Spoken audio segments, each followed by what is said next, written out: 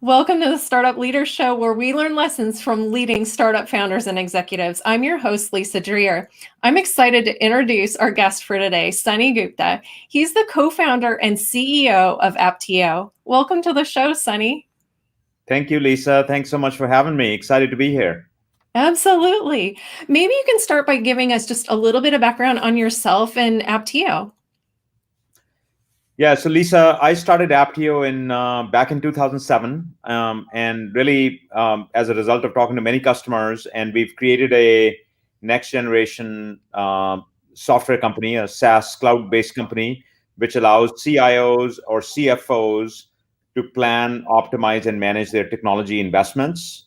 So really, we have 1,800 customers today, including 60% of the Fortune 100. And we've kind of pioneered a new category. And really, we are excited because the world is all moving to digital, and which means there's more increased investment on technology. And Apptio provides solutions to help really manage the investments and the decisions around technology. And this is my third company, Lisa, as an entrepreneur. But really, I've been at it since 2007, and I did a couple of companies before. And so really a computer science background, but transitioned to kind of really the dark side or the business side, I would say 15 to 20 years ago, and live in the Seattle Pacific Northwest region. That's great. Thank you so much for that overview. So I know that you talk a lot about TBM, or technology business management. What are some of the key trends that you're keeping a close eye on right now? Yeah, it's really interesting what the pandemic and the COVID environment has kind of really forced everybody to do. So I think really at a meta level, we help large and small organizations manage and optimize their technology investments.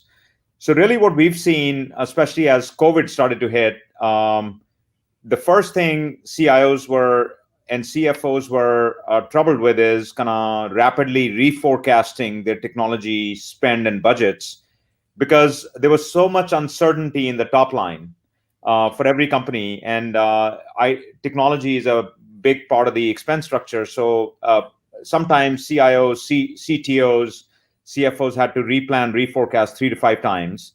And really the financial agility, if you will, has been kind of like a key theme. Like, how can I make fast decisions, data-driven decisions? If I have to cut budgets, I want to make sure I'm cutting in the right places.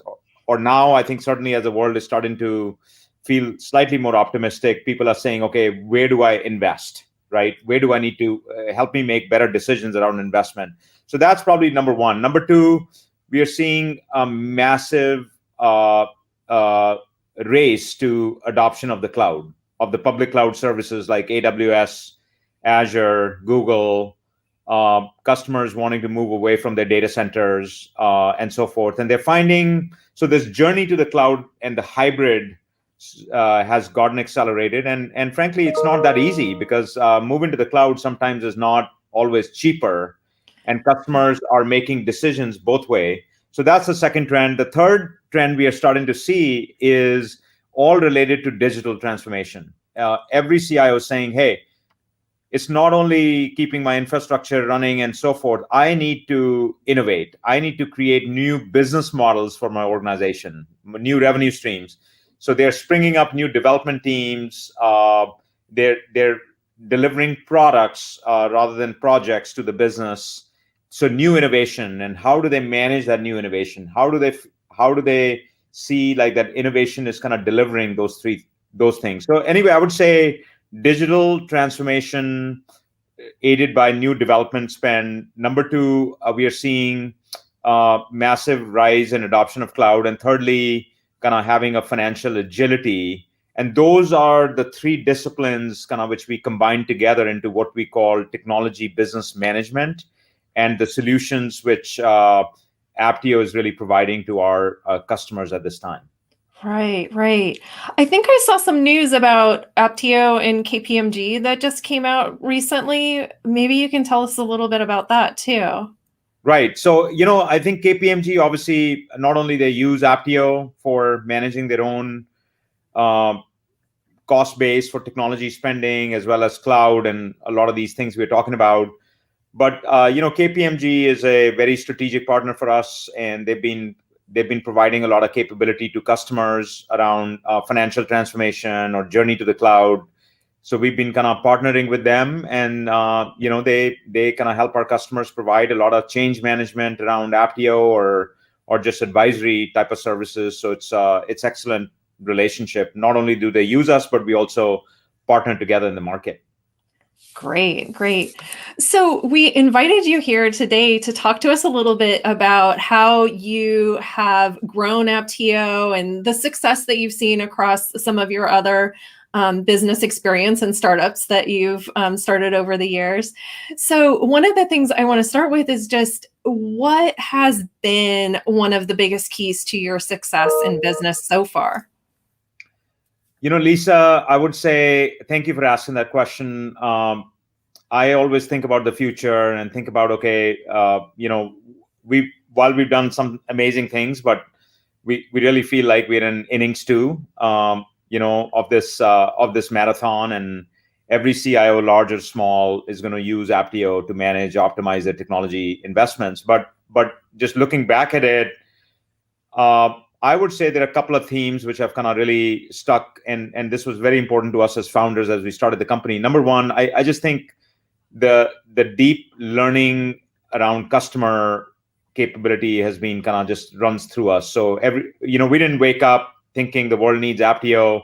We got that idea from after talking to tens or hundreds of customers who said, hey, this is a pain point. So and most entrepreneurs, I think one of the biggest mistakes people make is, you get very fixated on your own idea. And so I think our ability to continuously listen to our customers and ability to morph and change our perspectives to say, no, this was our business plan, but this is what our customers are telling us. These are the capabilities they need, or this should be the pricing model. I think the customer centricity of how we built the company, how we build the product, how we've gone to market has been probably front and center. Secondly, I would just say entrepreneurship is a hard journey, and just ability to be humble, to learn from many different data points, and then come into your own decisions. I would say those two things have been pretty central to the way our company kind of runs and operates even to this day. That's great. What would you say has been the most valuable business lesson you've learned over the years? People ask me on like, hey, tell me the one decision you made, or kind of which got Apptio to the stage or whatever. And I always think about it's not one. It's I wish it was one decision and you could say, yep, I made that one decision and things are awesome. But it's just a series of kind of decisions. It's the decisions you make every day with enough data points, and then ability to admit your mistake. That's really important. Like ability for me as a CEO to admit that, hey, I made a decision. This was a wrong decision. And now we need to, based on the data points, we need to change direction, change course, so we can continue building Apptio based on what the customers or competitors or the market is kind of telling us. So I would say just ability to admit mistakes, ability to fast correct, fast fail, just so if everybody will make mistakes, but it's like whoever acknowledges that you've made a mistake and how quickly can you correct that is very important. The second thing, Lisa, which continuously jumps out to me is around team and people.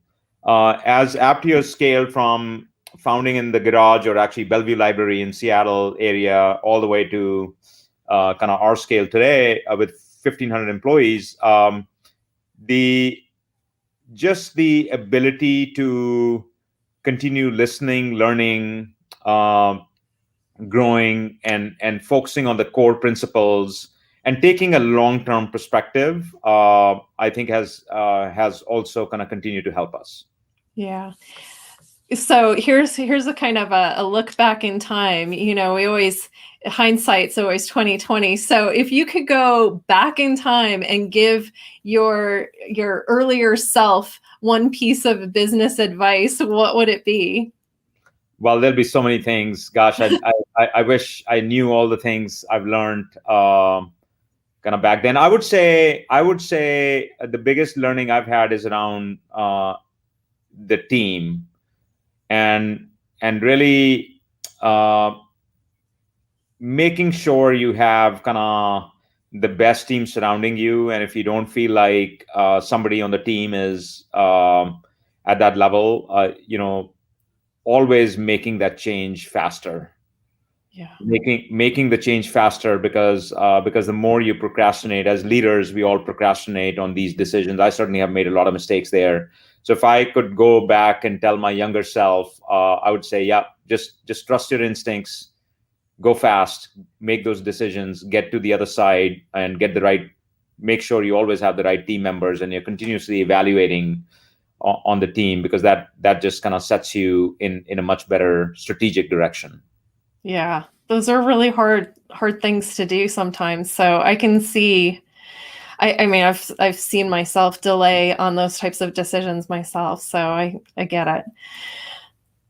So if there was one thing that you could do different if you started all over, what would that be? What I would say is, in the very early days of Apptio, we were extremely focused on keeping our burn very low.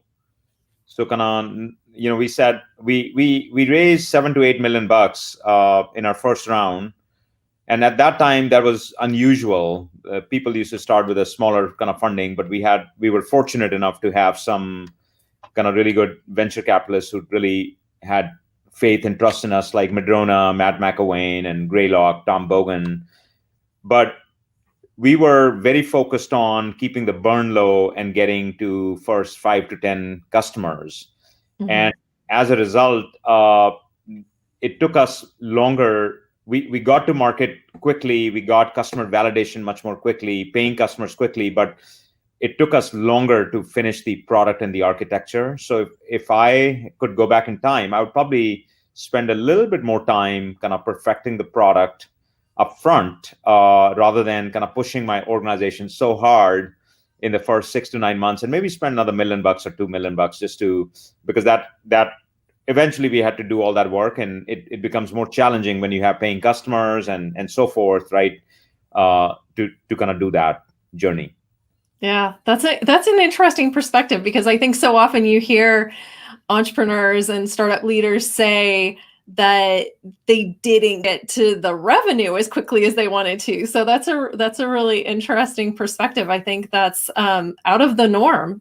Yeah, and Lisa, the reason I'm saying that is, if I could take you back in 2007, I was literally, when we started Apptio, I was literally not sleeping at night because I was so paranoid, exactly about what you're saying. Because I talk to a lot of entrepreneurs, and the biggest mistake which everybody makes is, you try to perfect the product and you have no customer validation, no revenue. And if there's no really revenue or customer validation, like, a perfect product is not really going to help you in any way. So I had that, like, just in the back of my brain every single day, or the front of my brain every single day. And so I was probably more paranoid. So kind of, we told ourselves as founders, 5 founders, like, hey, we want to get to revenue in the first 6 months, and doesn't really matter if the product is not fully complete, but we want to, because we just wanted to avoid that mistake. So in hindsight, rather than 6 months, I don't know if I want to go to 2 years, but I would have probably added another 3 to 6 months, because that wouldn't have been, we could have still gotten to the same outcome. But look, end of the day, I'd rather have customer validation, and then it allowed us the opportunity to kind of correct the product over time. Yeah. That's great. That's great. So, one of the things that we hear a lot is that as businesses grow, sometimes they get kind of stuck at these plateaus. What have you done to be able to kind of push through those plateau points in your business? Yeah, that's a really good point. So let's take maybe a life cycle of a company. We're in the 300 million plus kind of company today. So when I think about the Apptio phases, I think about really product market fit, the first phase. Then you get to the first to 10 million kind of range, and 10 to 100 million. That's a second kind of range, and there are plateaus, in my opinion, which exist at these intersection points. And it's not as black and white as I'm kind of describing. Like you sometimes don't get plateaus as linear as kind of the way I'm describing, but 0 to 10, you hit a plateau at 10, 10 to 100, hit a plateau at 100, and then maybe 100 to 250 or something. We started to hit a plateau, and we needed to reinvent things to get ready to be a $1 billion plus company, right?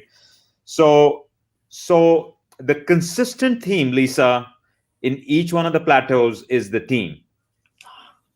So what I've learned the hard way is that some of because if you think about the people who join you as a startup, when you're 5 people in a garage or 10 people in a garage, may or may not be the people who can continue growing or want to be part of something which is larger. So sometimes the skills don't translate, but it all comes down to the executive's ability to change and morph, in my opinion. I did not have this experience, so I had to surround myself with a lot of people who could kind of course correct me and so forth.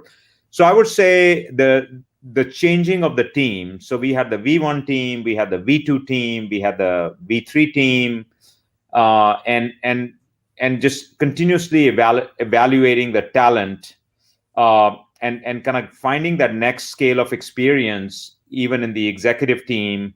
I found that to be super valuable, because somebody who's gone through 10 to $100 billion journey, I had never had personally as a CEO.